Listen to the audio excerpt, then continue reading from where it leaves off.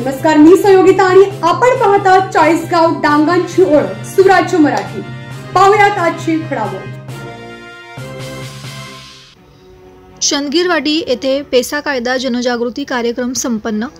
अकोले तालुक्यातील चंदगीरवाडी येथे पेसा कायद्याच्या निर्मितीला 28 वर्ष पूर्ण झाल्याने ग्रामपंचायत चंदगीरवाडी येथे पेसा कायदा जनजागृती कार्यक्रम 5% अबंध निधीतून उत्साहात साजरा करण्यात आला।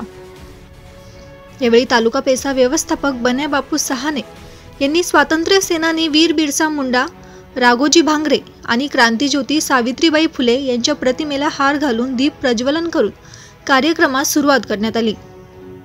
प्रास्ताविक ग्रामसेविका संगीता देशमुख यांनी केले। पेसा कायद्याचे प्रभावी अंमलबजावणीसाठी ग्रामसभेचे बळकटीकरण करणे, 100% उपस्थिती बैठका, ग्रामस्थांच्या माध्यमातून विकासाचे नियोजन करणे, त्यासाठी योग्य प्रकारे अंमलबजावणी करून ग्रामीण भागाचा विकास करणे याबाबतचे योग्य मार्गदर्शन तालुका पेसा व्यवस्थापक बन्या बापू सहाने यांनी केले आणि नंतर महिलांनी आदिवासी ओव्या आणि गाणे यांच्या माध्यमातून आदिवासी रूढी आणि परंपरा जतन करण्यासाठी प्रबोधन केले। अतिशय उत्साहपूर्ण वातावरणात हा कार्यक्रम यशस्वीपणे संपन्न करण्यात आला। कार्यक्रमात पेसा कायदा अंमलबजावणीबाबत पुस्तिका आणि नाश्ता वाटप करण्यात आले।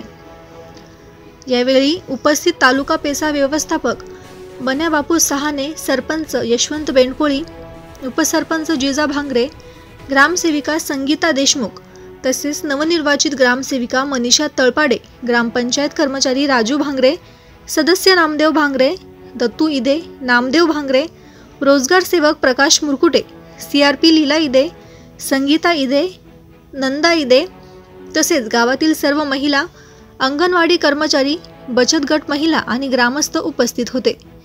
कार्यक्रमाचे आभार सरपंच यशवंत बेंडकोळी यांनी मानले। सुराज्य मराठी करिता प्रतिनिधी बाजीराव भांगरे, एकदरे। आपल्या सुराज्य मराठीच्या YouTube चॅनलला सबस्क्राइब करायला विसरू नका।